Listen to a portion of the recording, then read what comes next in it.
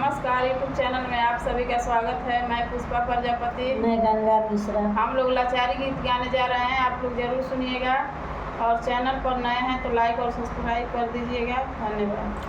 पनिया बरसेला राजा सावनवा में, पनिया बरसेला राजा सावनवा में, पनिया बरसेला राजा सावनवा में, पनिया बरसेला राजा सावनवा में। ओही रे पनिया में सासु मोरी दाली, ओही रे पनिया में सासु मोर दहली, ओही रे पनिया में सासु मोरी दाली, ओही रे पनिया में सासु मोर दहली। अरे छूट गए जियरवा झगड़वा से, पनिया बरसेला राजा सावनवा से, पनिया बरसेला राजा सावनवा में, पनिया बरसेला राजा सावनवा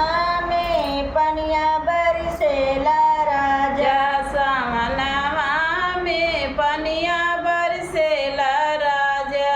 ओही रे पनिया जेठानी मोरी दाली, ओही रे पनिया में जेठानी मोर दहली, ओही रे पनिया जेठानी मोरी दाली, ओही रे पनिया में जेठानी मोर दहली। अरे छूट गए जियरवाया लगावा से, पनिया बरसेला राजा सावनवा से, पनिया बरसेला राजा सावनवा से, पनिया बरसेला